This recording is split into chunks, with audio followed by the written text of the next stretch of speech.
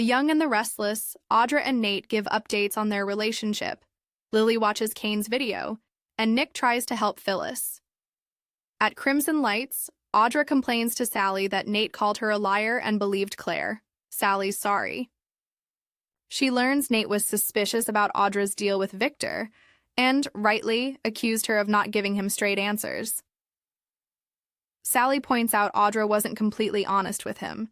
Audra doesn't want to hear, "I told you so, Sally." Suggests Audra come clean with Nate so he understands why she did it. Audra argues he'll never understand. That's why she walked out. She's afraid there is no turning back. They debate, and Audra complains about how quick her boyfriend was to blame her. She was sure they could withstand the blowback even if he found out. Sally sees both sides. Audra hopes Nate will come around after she gives him some space. She'd hate to lose him. Turning the subject to her launch party, Sally vows that everyone will be talking about Abbott Chancellor. Audra's irked that they're still calling it Abbott Communications, given that Kyle Abbott would love to publicly crucify her. Why would they let her be COO of their company? Sally argues, "You're working for me." She vows to run interference. Audra's not convinced the Abbotts won't be a problem. At Society, Nate updates Devin and Lily that he and Audra are done. Lily and Devin admit that something was off with her and Kyle in France. Lily doesn't know what's worse, her cheating on him or pretending to for money.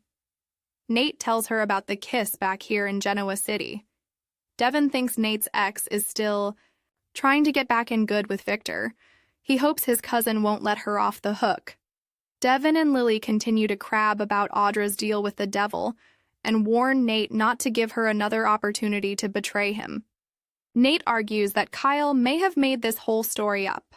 His cousins force him to admit he believes Claire's version of events. Lily states the obvious by saying she never trusted Audra. Devin, paragon of virtue, echoes that sentiment. Nate gets it, and admits he may have overlooked some red flags, like her history with Holden and her insistence that he not go to Nice with her. It looks like they were both right about Audra all along. They all express their love. In the park, Nick happens upon Phyllis ranting into Kane's voicemail about dropping a bomb on her. When Phyllis disconnects, Nick asks what's going on with Kane. What's he done now? Phyllis tries to dodge the question, so Nick lectures that getting mixed up with Kane was risky business. He guesses things didn't work out. Phyllis, irritated, denies that, but Nick tries convincing her that he cares and wants to help her. Nick gripes that she should have turned to him, not Kane. Phyllis scoffs at the idea of working at Newman Enterprises. Nick can still help her. Phyllis informs him he can't match what Kane was offering. He fishes about his plan, but Phyllis zips her lips. Nick needles that Kane's already waving the white flag and surrendering. Phyllis becomes agitated as Nick badgers her about what's happened with Kane. Phyllis vows she'll salvage things. Billy's surprised when Kane stops by his place and remarks on his decor. Billy wants to get to the reason for his visit.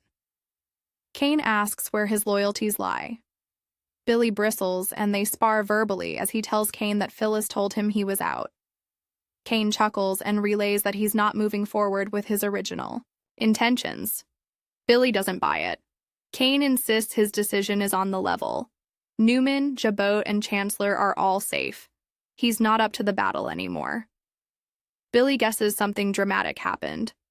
Kane explains he alienated his kids. It's time to focus on repairing that. Billy wishes him luck. He asks if this means Chancellor is fair game. Kane nods. It's yours for the taking. Billy invites Kane to share his strategy to getting Chancellor, but Kane doesn't want to deprive him of the chance to figure it out for himself. He admits he was doing it for Lily. They chuckle over Kane dumping Phyllis, but then Billy warns, "You have no idea what you've just done to yourself." Next, Billy decides he still doesn't trust Kane. His not brother insists he's telling the truth and wishes Billy luck. On his way out, Sally appears and frowns. Sally asks Billy what that was all about. Billy snarks, "That's a good question." She hopes Kane didn't find out Billy's having him followed. Billy explains that Ashby told him Chancellor's up for grabs since he's dropping his plans. He worries he's trying to divert attention to him so the Newmans won't see him coming. Sally says if they can figure out what's he up to, Abbott, communications can break the story. Billy narrows his eyes. Kane may be trying to knock him off balance. But why? At Society, Lily takes a call from Kane, who wants to know if she had a chance to watch his video. Lily snips that she's been busy. He hopes she'll give it a look. She warns this will take time. For all of them. Kane announces this has changed his perspective. She lets him go. After Devin and Nate remark on Lily's abrupt departure as Audra walks in and grabs her takeout. She shoots them a stormy look and leaves without a word. At the Overlook, Lily watches Kane's video message to their children. Still at the park, Phyllis tells Nick that Kane just needs time to get back on track given his family's exposé painted him in a dark light to his kids. Nick says Kane made his bed. He thinks she should cut and run since Ashby can't be trusted. Phyllis recalls that Nick wanted to create an alliance with him mere days ago. Phyllis tells Nick to walk away, but he rants about her putting all her eggs in Kane's basket when he's bailing on her. Phyllis insists she knows what she's doing. "We're partners. You got that?" Nick rolls his eyes at her and Ashby being kindred spirits. Nick's concerned that she's planning to go after people's companies. He begs her to rethink this. She muses, "I already have. I've got this. Back off."